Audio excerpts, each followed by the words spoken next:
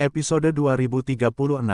Pada saat ini, dalam kegelapan di depan, bayangan hitam muncul dan bergegas menuju Yun Ce yang lemah. Ini adalah binatang buas jurang di tingkat tengah alam Dewa Ilahi, dan Hua Caili telah menyadarinya.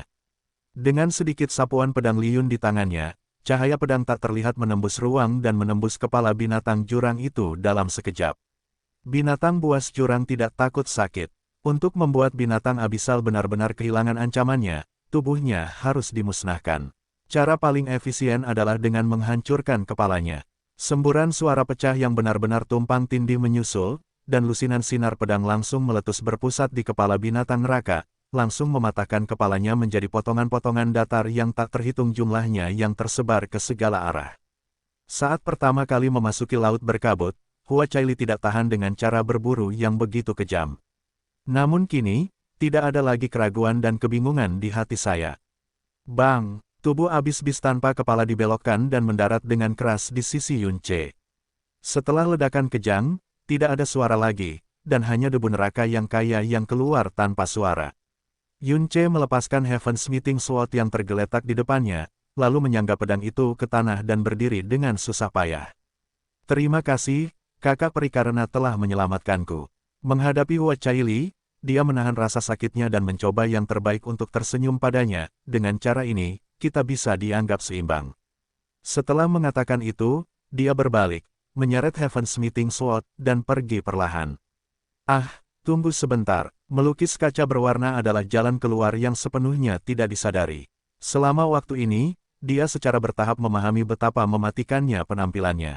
Baik di dalam atau di luar lautan kabut, semua orang yang ditemuinya ingin dekat dengannya, dan bahkan menggunakan berbagai cara untuk melakukannya. Berjalan bersamanya, meskipun dia selalu menutupi wajahnya dengan asap, hanya matanya yang terlihat. Hanya orang ini, bertemu 3 kali, berbalik dengan rapi 3 kali, sepertinya dihindari. Saat suara itu keluar, Hua Caili tertegun sejenak, lalu berkata dengan wajar, kamu terluka parah, akan terlalu berbahaya jika kamu bertemu dengan Abyssal Beast lagi. Kamu menyelamatkanku sebelumnya. Sebagai imbalannya, saya dapat melindungi Anda di sini selama 2 jam sehingga Anda dapat pulih dengan tenang. Saat dia berbicara, dia mengulurkan telapak tangannya, dan jari gioknya tampak bersinar dengan cahaya giok salju di lautan kabut yang gelap. Di telapak tangan, terdapat manik giok bundar lavender, memancarkan aura yang cukup untuk membuat pembuluh darah mendalam praktisi manapun berdenyut. Obat mujarab ini dapat membantu memulihkan luka dan pembuluh darah dalammu. Sebagai Dewi Kerajaan Tuhan, dia tentu saja tidak ingin berhutang budi kepada siapapun. Ini adalah pertama kalinya sejak dia memasuki laut berkabut dia berinisiatif membantu seseorang. Obat mujarab di tangannya disebut manik hati ungu, yang dapat dengan cepat memulihkan kehidupan dan metamorfosis. Itu diberikan oleh pendeta Tanah Suci dan sangat berharga. Dia juga tahu betul bahwa mengeluarkan manik hati ungu adalah tindakan yang sangat berbahaya karena obat dan energi spiritual yang tumpah. Sangat mudah untuk membangkitkan keserakahan seseorang, terutama di lautan kabut. Namun, ketika dia melihat Yun Ce, tidak ada jejak keserakahan di matanya, bahkan tidak ada kejutan atau emosi. Dia tersenyum, terima kasih, Sister Fairy, atas kebaikan Anda. Cederaku hanya terlihat menakutkan, tapi kenyataannya tidak terlalu serius. Adapun untuk menyelamatkanmu sebelumnya, kakak peri baru saja menyelamatkanku sekali, jadi seimbang. Petik 2. Setelah berbicara, dia tersenyum, mengalihkan pandangannya, dan berjalan pergi perlahan. Hua Caili langsung tercengang dan bingung. Dimanapun dia berada, dia seperti bintang. Di kerajaan ilahi Zetian, bahkan di Tanah Suci, dia adalah bintang bagi semua orang. Dia tidak pernah dipandang rendah berulang kali. Terutama, ini adalah pertama kalinya dalam hidupnya dia mengambil inisiatif untuk mendekati seorang pria dan mengulurkan tangan membantu dia, hanya untuk ditolak tanpa ragu-ragu. Tidak masalah kalau dia tidak mau menerima ramuannya, tapi dia benar-benar tinggal bersamanya selama 2 jam, ada ketidakbahagiaan di hatiku yang belum pernah aku rasakan sebelumnya. Perasaan ada sesuatu yang menghalangi hatiku, yang sangat aneh. Dan entah kenapa, kata-katanya sekali lagi terlontar sebelum dia berkultivasi dan bernalar, mengapa kamu merasa begitu cemas setiap kali kamu melihatku? Bersembunyi, apakah ada sesuatu dalam diri saya yang membuat Anda jijik? Petik 2. Yun Ce berbalik, dengan ekspresi keheranan di wajahnya, dan kemudian berkata, "Tidak, tidak, aku tidak bermaksud demikian." Dapat bertemu suster peri berulang kali di alam Linyuan dan lautan kabut adalah hal yang luar biasa bagi saya. Beruntung dan terhormat. Hanya saja, senyuman muncul di bibirnya, dengan sedikit nada kesepian dalam suaranya, "Aku sudah terbiasa sendirian, dan aku tidak lagi berani mengharapkan teman dan sahabat. Dan orang seperti Sister Fairy pasti menjadi bintang di langit, dan aku, ditakdirkan untuk tidak berada dalam kehidupan yang sama. Mengapa orang-orang dari dunia yang berbeda harus dekat satu sama lain?" Petik 2. Hua Caili tidak tahu harus menjawab apa.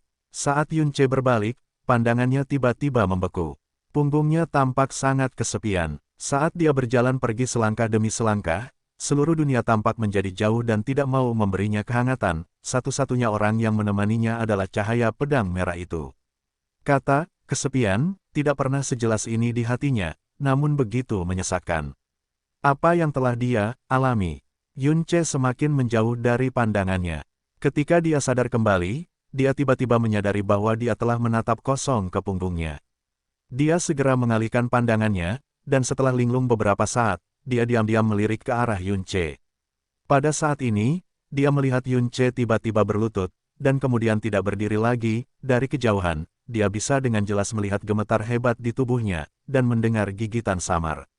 Suara gigi. Hua Caili tiba-tiba datang ke sisi Yun Ce. "Kamu." Begitu kata-kata itu keluar dari mulutnya, dia menyadari bahwa energi mendalam di sekitar Yun Ce berada dalam kekacauan, seolah-olah ada pusaran angin tak terkendali yang tak terhitung jumlahnya menjerat tubuhnya yang hancur. Ini jelas, awal dari sebuah terobosan. "Saudari peri," kata Yun Ce, suaranya tenang dan sulit, "bolehkah aku, tolong aku?" Di tengah pembicaraan, dia pingsan di tanah. "Kekuatanku yang dalam telah mencapai batas kritis beberapa waktu lalu, tapi aku berada di lautan kabut, jadi aku hanya bisa menekannya dengan paksa, tapi luka parah seperti itu telah menyebabkan, aku tidak bisa lagi menekan. Kecuali ada seseorang yang Anda percayai untuk melindungi Anda, menerobos lautan kabut tidak diragukan lagi merupakan tindakan yang sangat berisiko tinggi. Karena begitu Anda bertemu dengan binatang jurang dalam proses terobosan, konsekuensinya akan menjadi bencana." "Saya mengerti." Hua Caili mengangguk ringan, "Saya akan tinggal di sini, Anda bisa menerobos dengan tenang." Melihat orang aneh yang telah menghindarinya berkali-kali ini harus mengambil inisiatif untuk mencari bantuan darinya, dia merasa sangat bahagia, seolah-olah dia tiba-tiba menang dalam semacam kontes yang akan dia kalahkan. Yun Ce tersenyum penuh terima kasih, Sister Fairy. Aku pasti tahu, energi misterius itu benar-benar di luar kendali, dan Yun Ce sepertinya tidak dapat berbicara lagi. Dia mencoba yang terbaik untuk duduk diam dan memandu sirkulasi dan pembaruan energi misterius. Berada di lautan kabut, dikelilingi jurang debu, dan terluka parah, resiko menerobos dalam keadaan seperti itu bisa dibayangkan. Hua Caili tidak berani mengganggunya dengan keras, tapi dia hanya bisa berbisik di dalam hatinya, "Panggil aku kakak lagi, dia jelas jauh lebih tua dariku." Tapi sepertinya itu tidak salah. "Tidak, Tuhan Bapa, Bibi, dan Paman Yuan Huang semuanya berkata bahwa saya berumur 19 tahun, dan saya berumur 19 tahun. Dia seharusnya tidak memanggilku saudara perempuan." Saat dia berbicara pada dirinya sendiri di dalam hatinya, matanya yang indah tidak bisa tidak tertuju pada profil Yun Ce. Pertama kali dia melihat Yun Ce, dia mengingat penampilannya dengan sangat jelas. "Setelah meninggalkan Linyuan Realm, hampir 7 bulan sebelum kami bertemu lagi."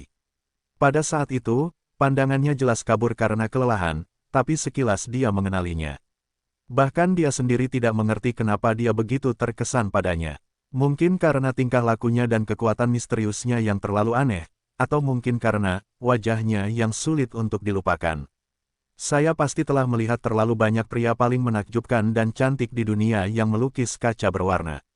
Dia bertunangan dengan 9 kenalan putra kuil Shenluo, yang anggun dan tajam. Putra Dreamweaver memimpikannya sungai, dan matanya seperti mimpi. Pandangan sekilas saja sudah cukup untuk memikat seorang wanita ke dalam mimpi. Indahnya perbedaan dimaknai. Sangat ekstrim. Adapun Kaisar Yuan, dia dikenal oleh semua makhluk di abis dan merupakan manusia terhebat dalam penampilan, kekuatan, dan status di dunia. Hua Caili yang tumbuh di lingkungan seperti itu tidak akan pernah tersentuh sedikitpun oleh penampilan laki-laki. Pada saat ini, Bahkan dia tidak menyadari bahwa dia telah menatap profil Yun Ce untuk waktu yang sangat lama, dia berada kurang dari 3 kaki darinya. Wajahnya cantik dan istimewa, matanya sebening air, namun tak pernah ada bekas garis air, seolah semua riak tersembunyi di dasar kolam dalam yang tak diketahui, alisnya seolah terkunci. Banyak rahasia, fitur wajahnya sangat cantik, tapi sepertinya memancarkan semacam kesepian yang membuat orang merasa patah hati. Serangkaian pemikiran muncul di dalam hatinya, yang tiba-tiba mengejutkannya, matanya kembali panik, dan bahkan langkahnya mundur dengan tergesa-gesa. Petik 2 tanda tanya petik 2. Di langit yang jauh, Hua Qingying sedikit mengernyit. Hua Caili menggelengkan kepalanya sedikit, dengan cepat menghilangkan pikiran aneh dan tidak dapat dijelaskan itu, dan berkonsentrasi menjelajahi atmosfer sekitarnya. Pada saat ini, energi dalam tubuh Yun Ce tiba-tiba terhenti, dan kemudian tiba-tiba terbakar hingga mencapai langit. Mata Hua Caili yang tidak mudah untuk berpaling tiba-tiba berbalik, dan sekilas, dia melihat sekelompok api emas menyala dengan tenang di tubuh Yun Ce. Itu adalah nyala api keemasan yang belum pernah dia lihat sebelumnya. Itu adalah emas murni yang sepertinya tidak memiliki kotoran. Api emas melewati lapisan jurang, mengubah dunia gelap di sekitarnya menjadi warna emas yang indah.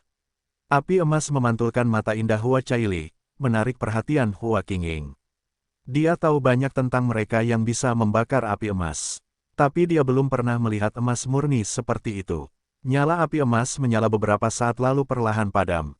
Pusaran energi yang dalam terus berlama-lama di sekitar Yun Ce, dan kemudian, tiba-tiba badai besar melanda. Puing-puing dan mayat di sekitarnya semuanya terdorong oleh badai, dan bahkan ruangannya sedikit terdistorsi. Desis gelombang-gelombang. Badai berangsur-angsur mereda, guntur menyambar tiba-tiba, dan guntur serta kilat menyambar dan menjerit di tubuh Yun Ce. Awalnya guntur ungu, dan perlahan berubah menjadi guntur merah seperti darah. 10 napas kemudian, gemuruh guntur dan kilat berubah menjadi aliran air kebiruan, mengalir dengan cepat di sekitar Yun Ce, seperti naga air yang tak terhitung jumlahnya berputar-putar. Segera, naga air itu mengembun lagi dalam lingkaran, berubah menjadi es beku yang mengeluarkan cahaya indah. Api, angin, guntur, air, es. Hua Caili diam di sana sepenuhnya, bibir merah mudanya tanpa sadar terbuka pada suatu saat. Dan wajah Hua Qingying dengan jelas menunjukkan ekspresi terkejut. Pada saat ini, cahaya biru bingi perlahan mundur, digantikan oleh cahaya kuning yang semakin dalam.